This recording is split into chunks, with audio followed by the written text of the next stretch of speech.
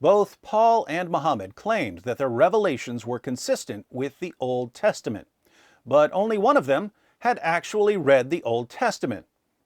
Can you guess who it was?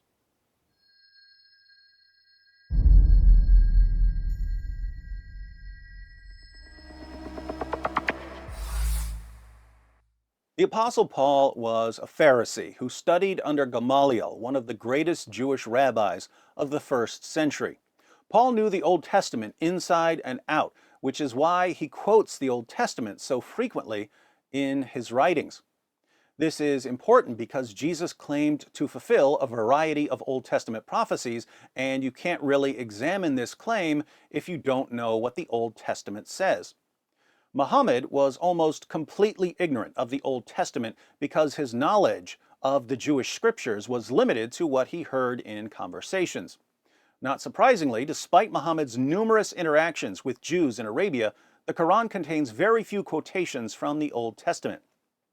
Due to his ignorance of the scriptures, Muhammad couldn't tell the difference between stories that were in the Torah, and therefore divine revelation, and stories from later Jewish writings and commentaries, some of which were so late and so obviously fabricated they weren't far beyond the level of bedtime stories.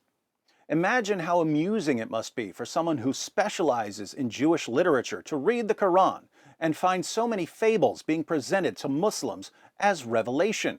Cain being taught how to bury the dead by a raven, Solomon listening to a speech by an ant. As a general rule, if you're going to plagiarize history, you don't start with Mother Goose or the Brothers Grimm. But Muhammad just didn't know enough to distinguish scripture from non-scripture.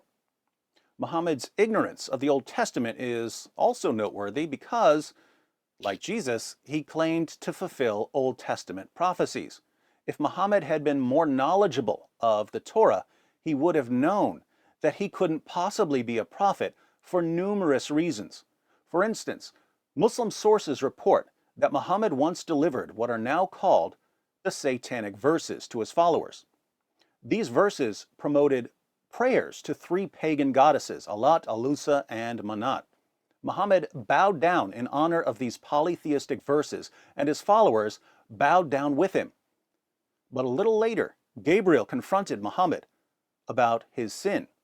Muhammad confessed in the History of At-Tabari, Volume 6, page 111, "I have fabricated things against God and have imputed to him words which he has not spoken."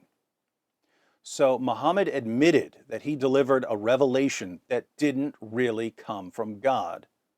Why is this important?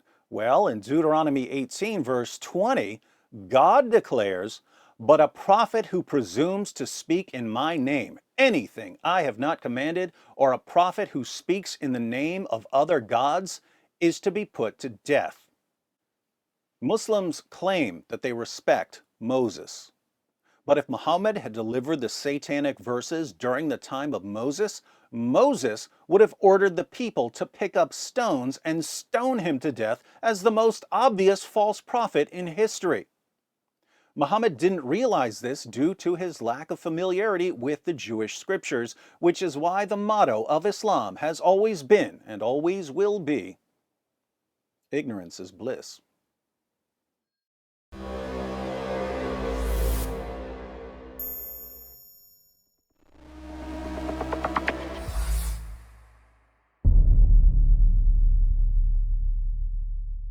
Hi everyone, thanks for watching. In case you stumbled upon this video while browsing or searching, I wanted to let you know that it's part of a series comparing Paul and Muhammad.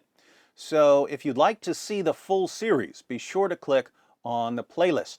If you're already in the playlist, you're about to see why Paul was in a perfect position to learn the truth about Jesus. As for Muhammad,